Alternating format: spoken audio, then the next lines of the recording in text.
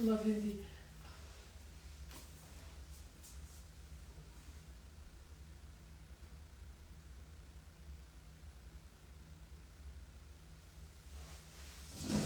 Hi everybody, we're just waiting one more minute for everyone to join.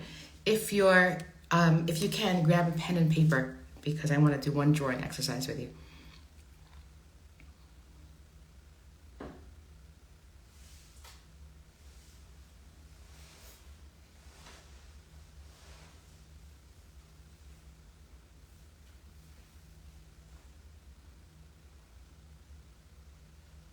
Okay, so welcome everybody to this 8 o'clock live, Healing from Complex PTSD. My name is Tippalea Scheinberg. I'm a licensed clinical therapist and trauma therapist in Muncie, New York. So I want to describe first what a trauma therapist does, how they're trained. So there's so many healing modalities for trauma. So I trained in EMDR and somatic experiencing and trauma for yoga, and then spent a lot of time really integrating that into my practice. So lots and lots of supervision, lots of training, and especially in the neurobiology of trauma and how trauma affects the mind and the body. So we're going to talk a little bit about this without getting into too much boring stuff in science, but just how we can use the neurobiology to help us heal. I specialize in treating women with complex PTSD, and I love what I do. And I have to thank Faye for really giving me this opportunity to share this information, and also for the incredible platform that OK Clarity is. You can probably hear me once a day laughing out loud at some of the memes, and I'm sure you share that with me as well. So how did I get into the trauma field? It started pretty young. My dad actually was a Holocaust survivor. He's no longer alive. And as I was growing up, I knew that there were pieces that I just couldn't explain. Things were different. He was captured at age 9. He was taken to Bergen-Belsen at age 11. He was separated from his family. And I knew the story, but some of the things that I was seeing growing up and the story didn't quite jive. And I remember actually going to the library, probably about 11 or 12, and saying, looking at all the books and saying, there must be an answer in here somewhere. So now I'm grown up and I found some of the answers, and it led me on a lifelong quest to find out as much as I can and to work with people who want to heal from complex PTSD. Okay, so let's start with, if you can grab a paper and pen, if you can draw, and forgive my very complex drawing over here, a line over here, and this is an iceberg, right? Let's draw the top. And then let's draw a much larger bottom. And I'm not going to ask you to share this, so no worries. In the top, I'd like you to write down what people would assume if they saw you in the grocery or in the mall and they didn't know you. What would people assume about you? Would they assume you're a woman? Are you a man? Would they assume that you're Jewish, that you're not Jewish, that you're blonde or you're dark? What would they assume about you? And just fill in a couple of things. And then when you're ready, go down to the bottom.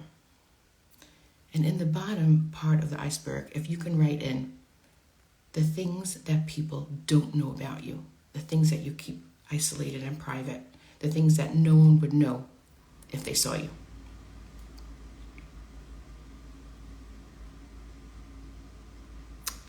All right, hold on to this and we're going to get back to it.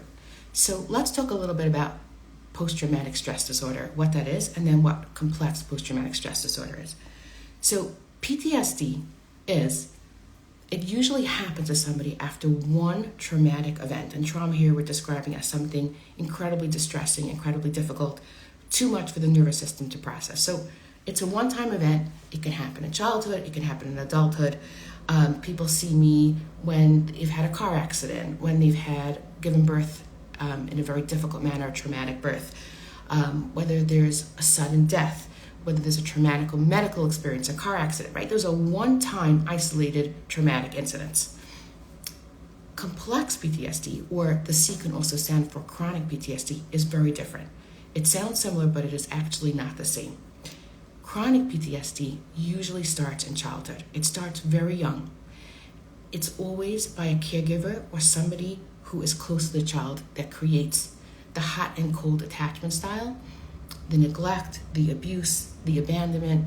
Right? These are all ways, as the child grows up, that complex PTSD starts to develop. Now, interestingly enough, there's a couple of little nuances to complex PTSD that regular PTSD doesn't have.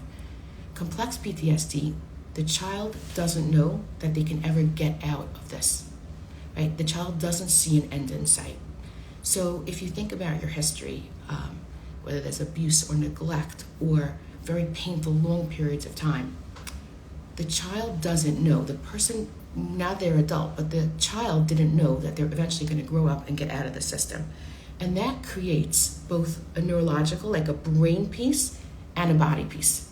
So if you've studied trauma, you already know that trauma affects the body, the heart, the mind. It affects you medically. It's a long process to heal, and healing really is possible, but it's a process, right? It's not the same as regular PTSD. So going back to our iceberg, right? Usually PTSD is the thing above the line of the water. It's usually pretty visible and pretty clear to the people who are experiencing it. However, with complex PTSD, there's usually a lot of symptoms, a lot of difficulty that is there, but it's hidden. So people can look incredibly functional, they can be incredibly functional, and when something hits the big nerve, what we call the emotional flashback nerve, we'll talk about that in a minute, things go haywire. And that's when the old stuff kind of bubbles up and can really take over. Now, clear so far, everybody? Good so far. So, what are the 4 parts that PTSD and complex PTSD have the same? 1, there's a lot of re-experiencing of the trauma. So, let me share a story with you that might explain what this is. So, for example, I had a client, and I shared this with her permission, who was actually asked to leave a large room. She was asked to stand up and leave a large room because one of her ID pieces in one of her pieces of information was not clear. So she was called out of a conference room, a large room. The conference room went quiet, and her name was called, and she was asked to leave. Now, this is a colleague, it's a professional, and a client of mine. She felt enormous shame. She felt literally shame from top to bottom. She went out, she dealt with what she had to do, but she couldn't go back into the room. Now, this is a perfect example of an emotional flashback. And why is that? It derailed her day. It created enormous shame. Instead of like irritation or perhaps a bother, it created shame that was already there, and it flared into, I would say, about a 2-hour episode where she just sat quietly by herself outside the conference and just waited for her nervous system to re-regulate. This is very common with people who have complex PTSD. Pete Walker says it so beautifully. Something can trigger overwhelming grief, sadness, rage, fear, abandonment, grief or depression. It triggers our fight or flight system, and it's very, very hard to get out of it. It also can create enormous shame because onlookers and bystanders have no idea what's happening, right? So in this case, the coordinator came out and said, "Can you come back in, please?" And she said, "I can't move. I can't move." Now, this client had a history of being bullied extensively by her father at the Shabbos table and being asked to leave if her Parsha or her Dvar Torah wasn't up to par. So it triggered a cascade of very painful emotions, and it was hard for her to speak, which is another part of complex PTSD.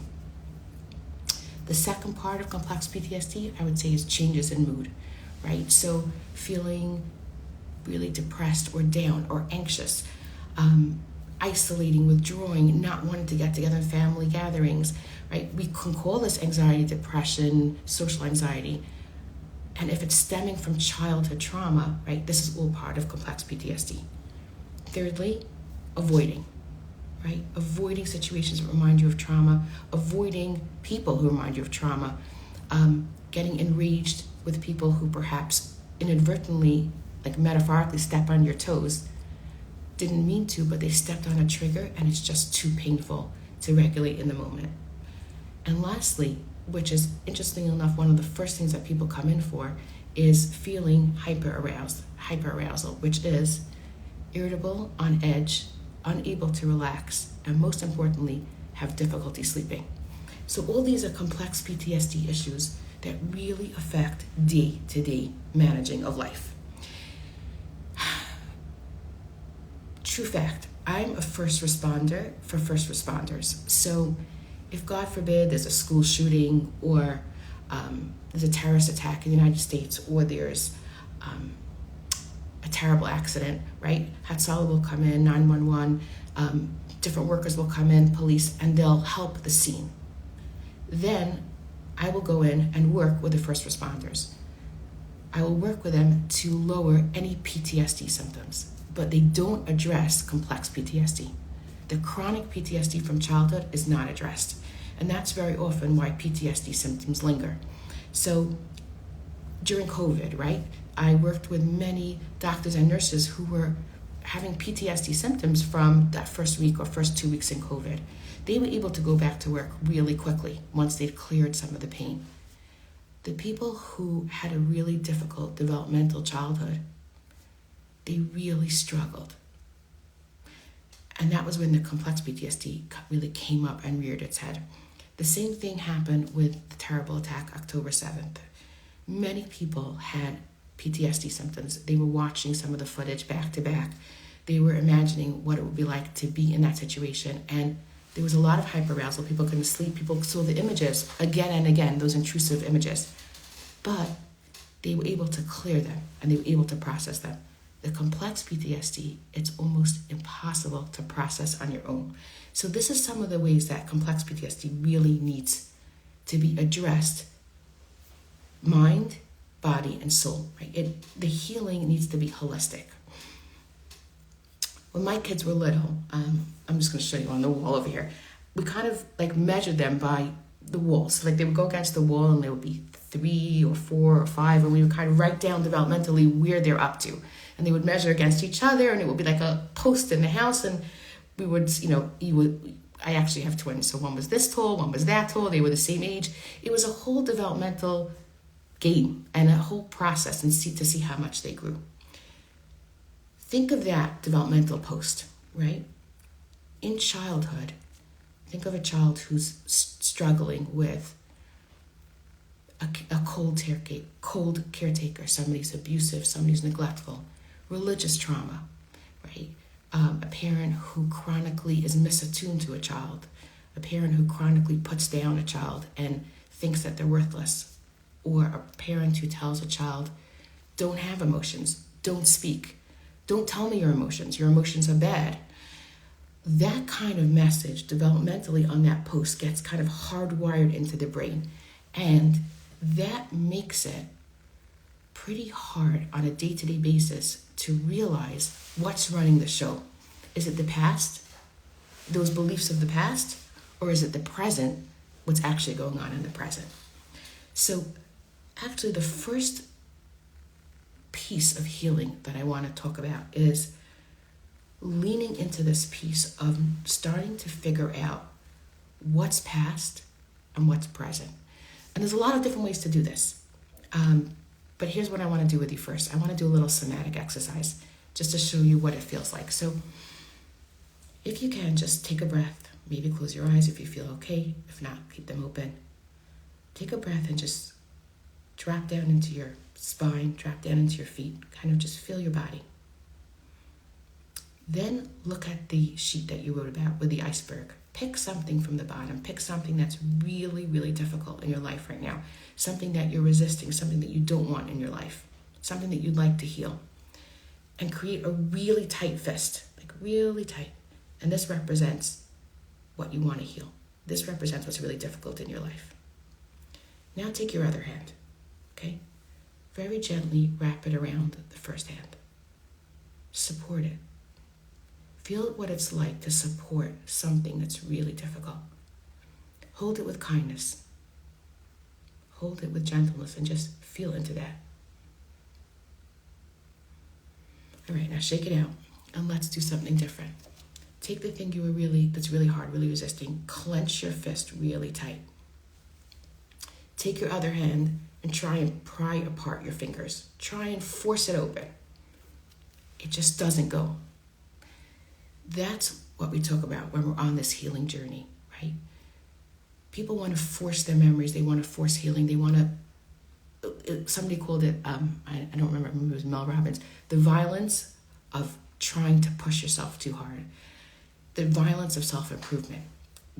Being really careful and gentle feels very different. No trauma work happens with harshness or forcing. The nervous system needs to be regulated. It needs to start to learn to feel safe. Start to learn to feel safe enough. And the way that we do that is by slowing down, by being kinder, by being gentler to ourselves, learning to be our own best friend.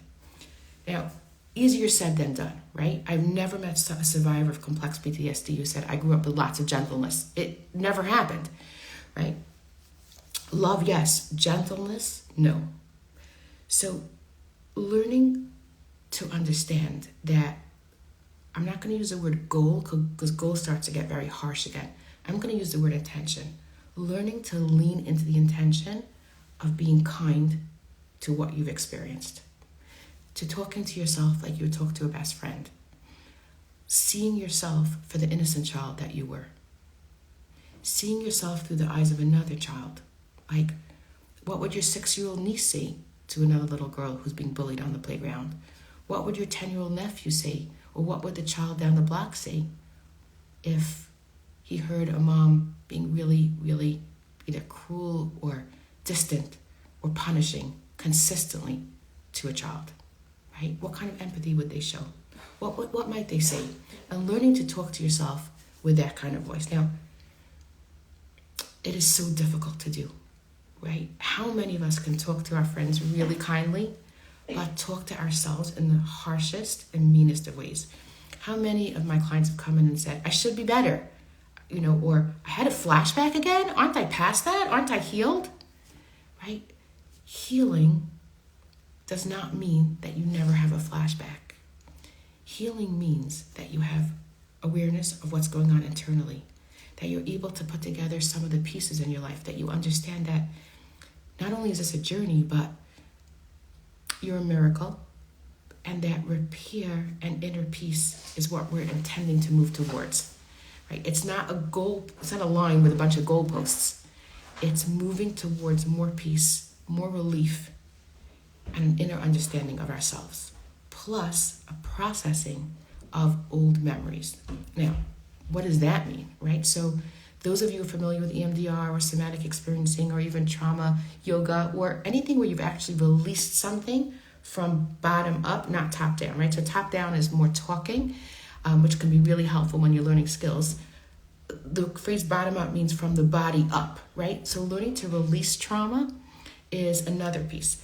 However you do it, whether you're talking or you're doing a trauma modality with your provider, however this works, what's super important is that you realize the goal is not to take the memory away.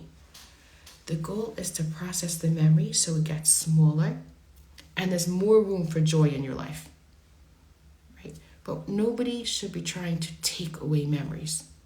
Part of the process of healing is understanding that in complex PTSD, there's multi-layered memories. And those memories hold not only painful events and materials, they also might hold some painful negative core beliefs like, I don't deserve anything, I'm not worthy, my emotions don't matter, I'm a burden, I'm not worthy of being loved. I mean, there's so many. I deserve to be abandoned. Those core beliefs, right, are old stuff. When you put them in the world today, they no longer are true, but our minds don't quite know that. And the little children inside our inner children don't know that either. They didn't get the memo that we're grown up now. So talking this through, understanding what healing looks like, understanding that we're not doing coping strategies necessarily to do the same thing like we've always done. We're doing healing strategies, which are usually counterintuitive, right? Who, when they're in the middle of a flashback, wants to slow down and get in touch with themselves and breathe, right? Normally people just want to flee, right? That's a fight or flight response. Here we're talking about slowing down, being kind, being gentle, finding something that's grounding, and there's so many techniques in how to do this. So that's really one piece. The second piece is understanding that healing from complex PTSD is small things many times. What does that mean, right? It means that learning to regulate your own emotions, learning to co-regulate, to let in the love of somebody else, let in the care, right? It takes consistent effort, small things, many times repeated. And I shared this with one of my clients this week, and it was such a breakthrough for me personally.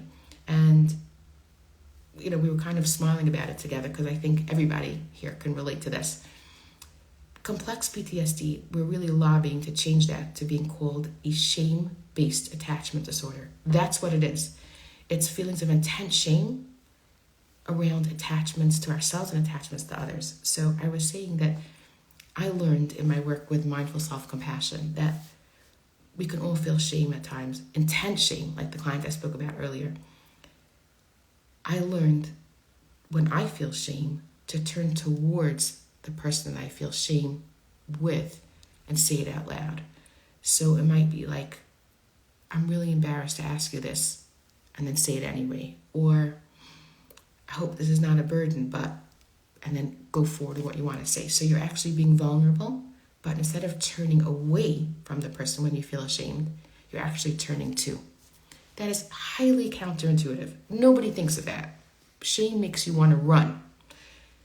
This is what I mean about small things many times, right? Learning the concept, practicing it in small ways, talking about it with a trusted other, whether it's a therapist, a friend, a partner, somebody in an ACA group or a 12-step group. It doesn't really matter, but learning to practice in small ways so your nervous system gets used to you trying to regulate and attach to others in a healthy way. And again, healthy in this case usually means counterintuitive, not the way you thought it would be, but perhaps in a completely new way. And that leads me to the last one, okay? Regulating your nervous system is key. If your therapist or the provider that you're working with knows about nervous system mapping, that would be great. Ask her, right? Him or her.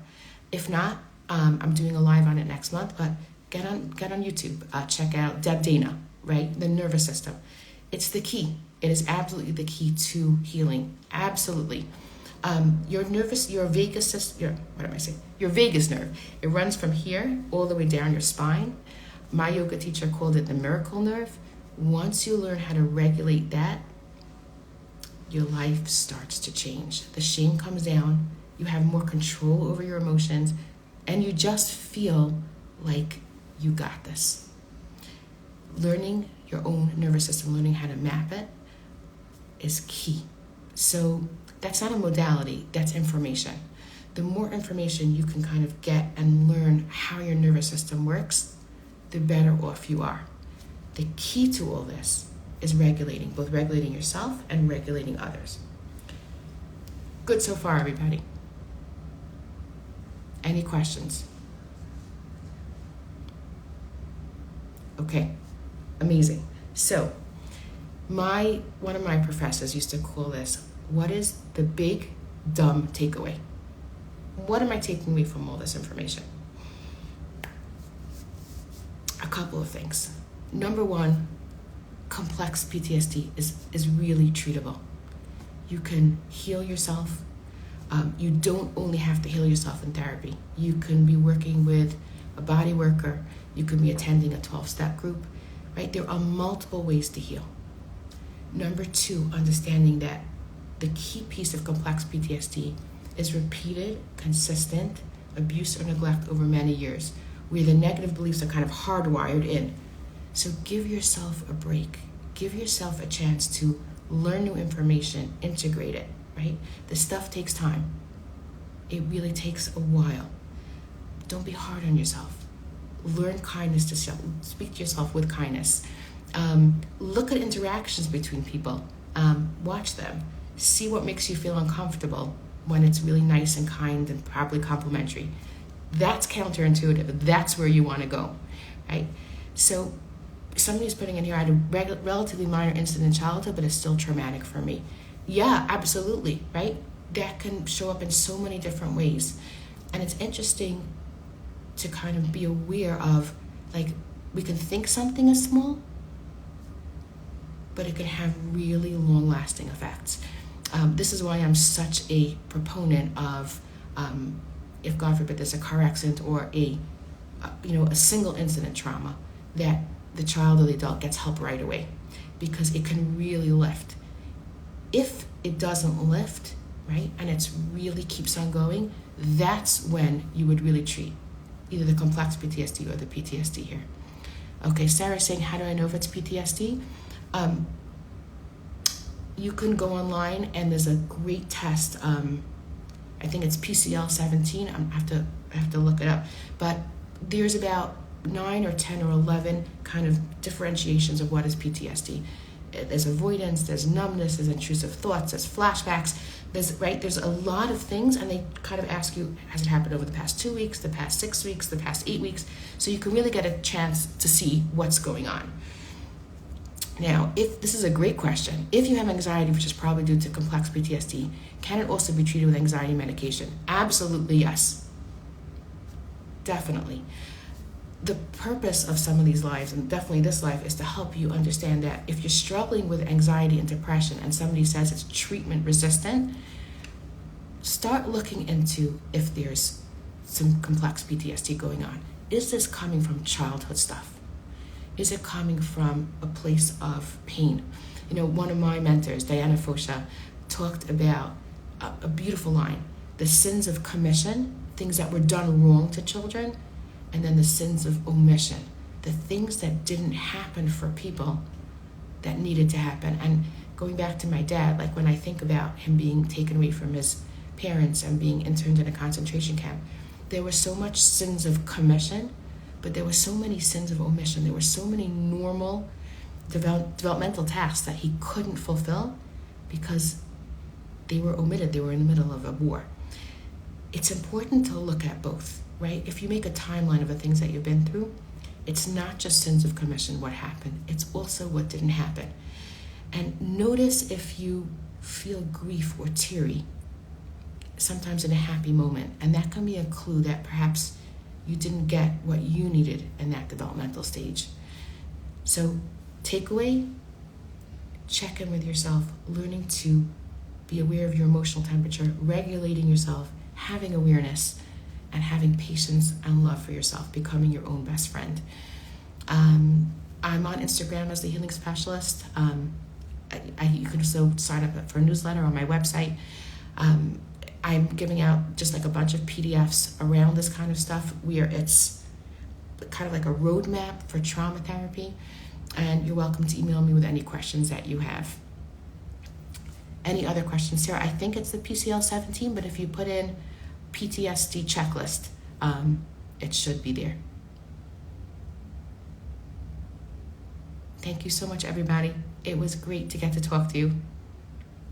And best of luck on your healing journey wherever you are.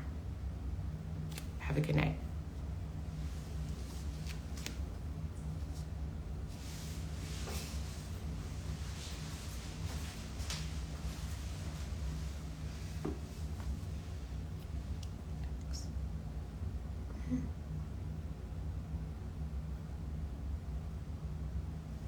I want to end now, right? Yeah.